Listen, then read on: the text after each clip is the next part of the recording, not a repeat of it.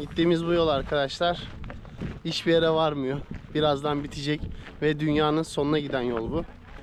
Bir yerde bitiyor, oradan sonra yol yok artık. Arjantin'de dünyanın sonundaki son şehir Ushuaia'ya gelip Fuego Parkı'na geldiğinizde pasaportunuzu damgalatabiliyorsunuz.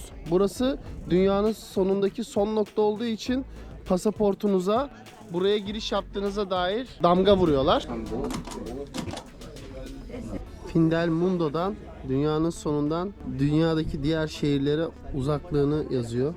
İşte Buenos Aires'e bile 3000 kilometre uzaklıkta. Arjantin'in içinde Buenos Aires'te, biliyorsunuz başkent. Arjantin çok büyük bir yer. Başlıyoruz.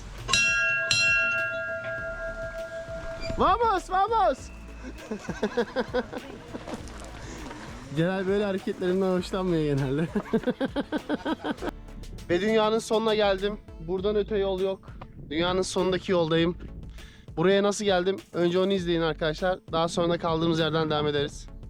Şimdi yemeğimizi yiyeceğiz. Bu sırada gün böyle geçiyor. Sen ne söyledin bu arada? Bu Gözlerim yengeç. kızardı. Acı mı? Yok, acı değil. Çok sıcaktı. Bu bir makarna. İçerisinde king crab var. Crab stick gibi değil. Gerçek bak yengeç.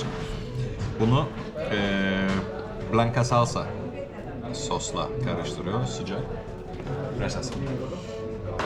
Çorba gibi oluyor. Sıcak. Ama çok tatlı. Güzel bir tadı, kokusu var. Denemek ister miydiniz acaba? Şöyle versem alır mıydınız? Afiyet olsun. Bana ne söyledin? Sen filet mignon aldın. Buradan bakıp gördüğümüz Yağsız bir üzere et. well done oldu. Yani kuru, Aslında medium söylemiştik. medium. Ama hemen bakalım mı? Kesip içini görelim mi? Hemen şimdi önümüzde bunu test ediyoruz arkadaşlar. Etimize şöyle koyup, evet, liflerin yönünde. Burası çok önemli. Koyuyorum. Yok be, veldan olmamış galiba. Bakıyoruz. Bakıyoruz. Almost veldan. Az Neredeyse. kaldı. Az kalsın veldan. Az kaldı. Ve afiyet olsun bize. Şu an arkadaşlar çok önemli bir şey bulduk. Anlat kardeşim. Ya şu an 2 biradan sonra beni neyin demoralize edebileceğini düşünüyorum. Bulamıyordum. Az önce fark ettim. Orhun'da VPN var. Ve VPN sayesinde her ikimizde de Arjantin'in GSM operatörünün sim kartı olmasına rağmen ve ikimiz de buranın aynı 4G'sini kullanıyoruz. Her şey aynı. O Aerolíneas'a girdiğinde, Arjantin'in ulusal hava yolu, onun aynı gün, aynı saat, aynı uçuş, her şey birebir aynı. Seçtiğimiz en ucuz uçuş arasında $40 minimum, $50 fiyat farkı oluşuyor. Sırf o VPN kullanıyor. Ne oluyorsa hiçbir fikrim yok artık. Hangi ülkeden girdiğini göremiyorlar diye mi kafalar karışıyor acaba? Şu an Arjantin'den bağlanıyorum. Tamam ama yani aynı şey konuşuyoruz. Sen Ben de turistsin, Arjantin- sana dolar gösteriyor ya, bana Ama Arjantin ben pesosu. de yani şu an o bizim turist olup olmadığımızı bilmiyor. Çünkü aynı sim kart var. Ama VPN olunca nasıl oluyorsa Şöyle ona de çok daha gösterelim. ucuz fiyatlar geliyor. Bakın aynı uçuşlar. $1 neye denk geliyordu? 1200'e yakın pesoya denk Bu geliyor. $90 denk geliyor aşağı yukarı. Aynısı burada $142. Bir tık daha yukarı. Ushuaia'dan Eze. Evet, sınıf seçmeye çalıştığınızda diyelim ki flex aldınız. 239. Aradaki fiyat farkı kaç oldu? 60-70 lira çıkıyor. Premium ekonomi aldığınızda burada 348, burada 214. 180, 190. Aynen öyle. $150'dan fazla, $160 fiyat farkı ortaya çıkıyor. O zaman VPN kullanmak önemli bir şey mi acaba? Burada işte sponsor alıyoruz ve bugün sizlere öyle bir şey yok. şirketini? Maalesef ki öyle bir şey yok. Totom VPN'le Totom VPN'le her yerde ucuza bilet alabilirsiniz. www.totomvpn.com. Temos que prestar atenção porque vai ter muito ônibus, muito transporte. Então, os ônibus às vezes podem retrasar o passeio, sim? Não, já secamos.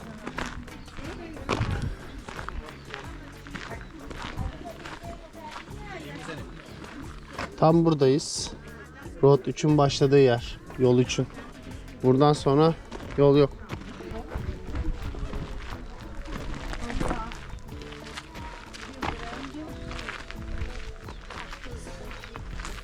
Evet. Ata binelim. Ata binsek de yolun sonuna geldik. Nereye gideceğiz?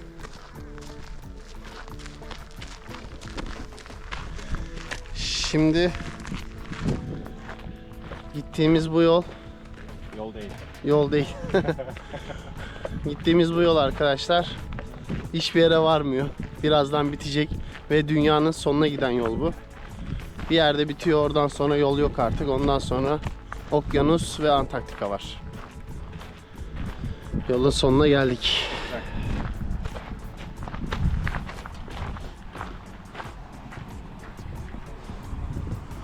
Yol ikiye ayrıldı. Yani ikisi de aynı tarafa çıkıyor. Başka yol yok zaten. Buradan gir.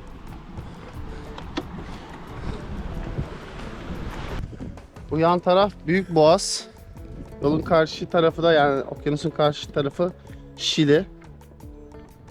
Olan şey neydi? Atlantik Pasifik okyanuslarının birleştiği nokta. Aynen öyle. Şimdi orayı göreceğiz.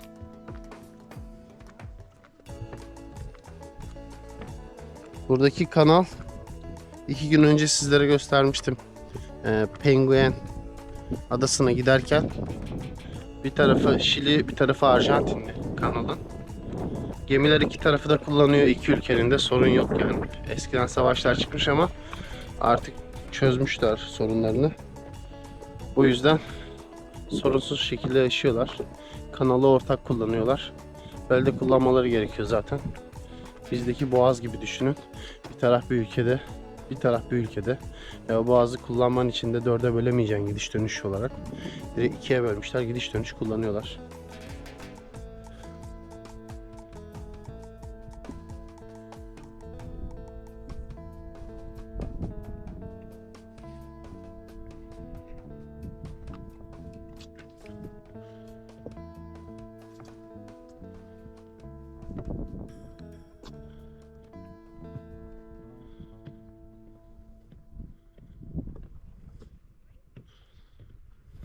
Bu alan insanların günlük aktivitelerini yaptığı, geçmişteki günlük aktivitelerini yaptığı yermiş. İşte hayvanları öldürüyorlar diyor. Yani kesip biçiyorlar, yiyorlar.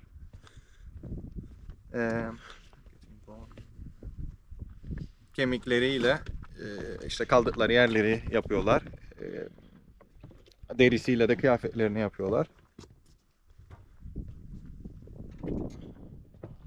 Bu alanda farklı arkeolojik çalışmalar yapılıyormuş.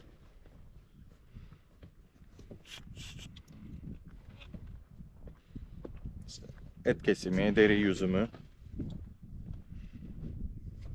Ayrıca burada odun kesimi de yapılıyormuş.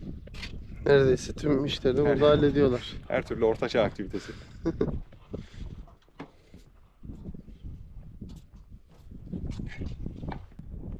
Dünyanın sonundaki yola geldim.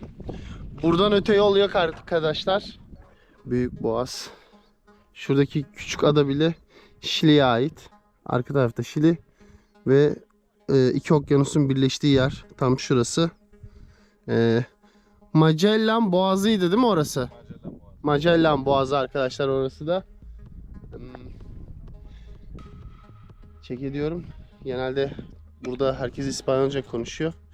Tur rehberleri de biraz İngilizce biliyor.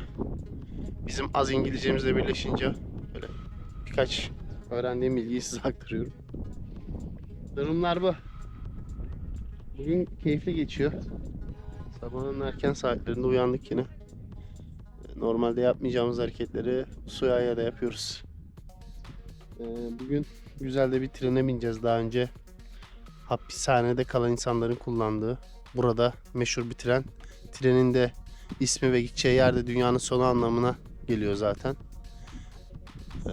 Dün paylaşmıştım 2 gün önce yine. Bura hakkında bilgileri orada. O videoyu izlemeyenler için de zaten kartlar kısmına falan koyarım. Oynatma listesinden izleyebilirsiniz. Daha detaylı bilgiler veriyorum ilk günkü videolarda. Şimdi aynı şeyleri sürekli tekrarlamayayım diye söylemiyorum. But the lake, it means like this lake has a form like a big bang. Yes. Good. Yes.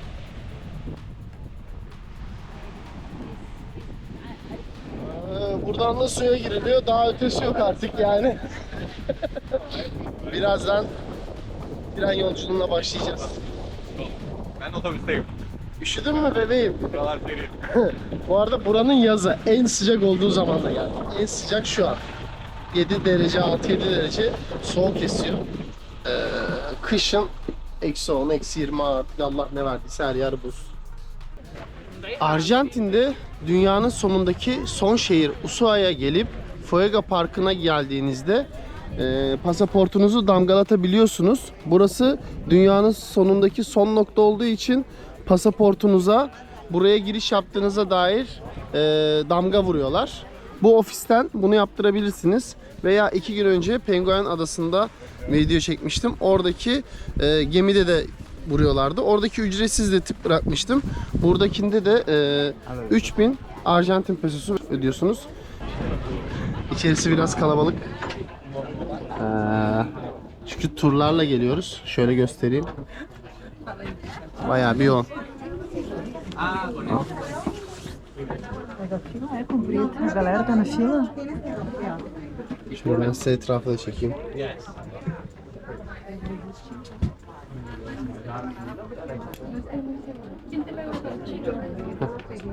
Pero a mi amigo se lo pegaron así. Rotaları gösteriyor. Pero no. Isla İspanyolca ada demek. Island. No sé si tengan algo. Burası da Kanal Beagle. Komple bu bölüm. México, tú. Lagon mu? Patalya.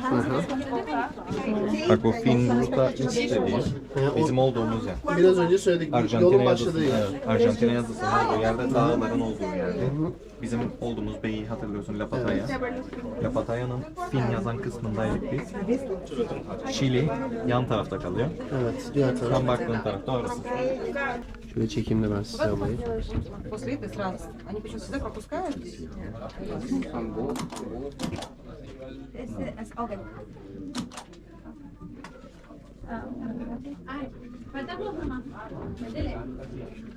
Şu an burası para basıyor. Normalde ücretsiz yapılıyor. Penguen Adası'na giderken burada 3 dolar alıyor her basmaya. Güzel para. Bu kadar insanda hiç sıra bitmiyor. Buraya gelmişken böyle sırada bekleyip damgalıyorlar. Findel Mundo'dan dünyanın sonundan dünyadaki diğer şehirlere uzaklığını yazıyor. İşte Buenos Aires'e bile 3000 kilometre uzaklıkta ki Arjantin'in içinde Buenos Aires'te biliyorsunuz başkent. Arjantin çok büyük bir yer. Mesela Paris 13.000, Berlin 14, Roma 13 diyor. İstanbul'da tahminime göre 15-16 bin arası bir şey oluyor.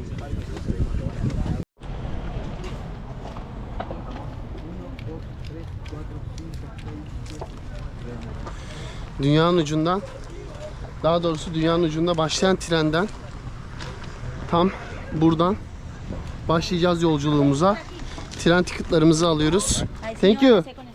Gidiyoruz. Eskiden bu trenle mahkumlar taşınıyormuş. Zaten şimdi göreceksiniz. Mahkum kıyafetiyle karşılayacak çalışanlar bizi. Evet, gidiyoruz. Hayır, hayır, buradan başlıyor.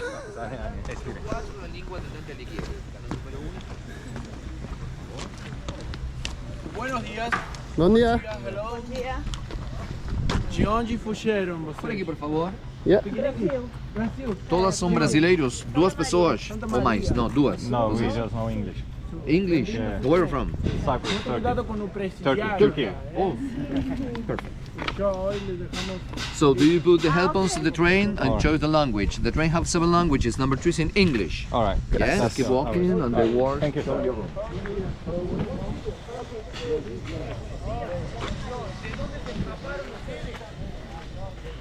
Bizim ekibi yakalayalım. Herkes arkada. O Biz zaman arkada. dur.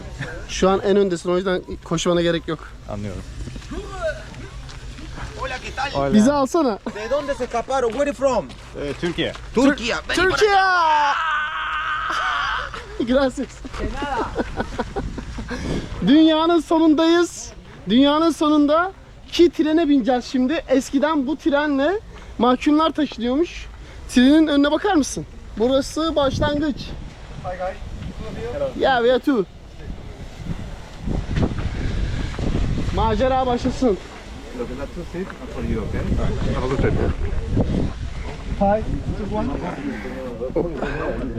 Şöyle otursa olmuyor değil mi? Hoppa. Böyle gidiyoruz zaten. Evet. Bindik trene gidiyoruz. Bindik bir alamete. Maskeli beşler gibi giyinmemişler.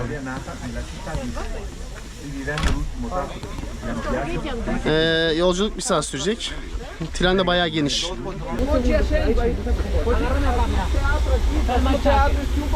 Mira, dale. Miramos a la cámara. ¿Qué?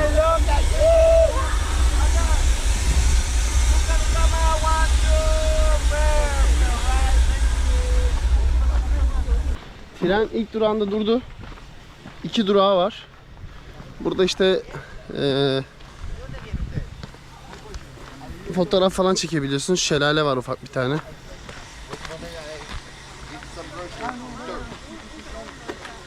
Ne oldu? Türk müsünüz dedi. Ben de evet dedim. So what? O da turla ilgili bir şeyler vereyim size dedi. Evet, yolculuk tekrardan başlıyor. Milletimizi sordu, Türk olduğumuzu söyledik. Türkçe kitapçık da verdi, bilgilendirici. Çok keyifli, güzel bir seyahat oluyor bizim için.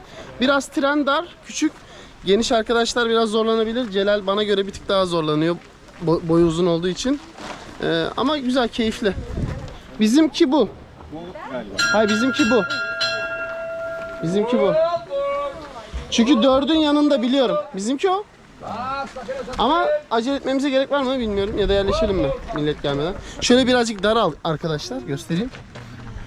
Ama biraz önce çok içi geniş bir tren gördük. Hatta şarap falan içiyorlardı. Özel bir tur olabilir ya da başka bir bilet dahil olabilir. Bu parkın standart treni. Ondan haberimiz yoktu. Görünce biraz moralimiz bozuldu. Evet, insanlar koşarak geliyor. Biz çok yukarıya çıkmadık. Trenle video, fotoğraf falan çekinmek istedik. Şunu çalabiliyor muyum? Bir sorayım. Can I use? Baştır. Vamos, vamos. Genel böyle hareketlerimden hoşlanmıyor genelde. Adam da sana geliyor. Gracias. Hızlandırıyoruz oğlum. Herkesi bekliyoruz burada. Hadi come on. Ve bugünü sonlandırıyoruz arkadaşlar. Bir sonraki videoda görüşürüz. Hoşça kalın.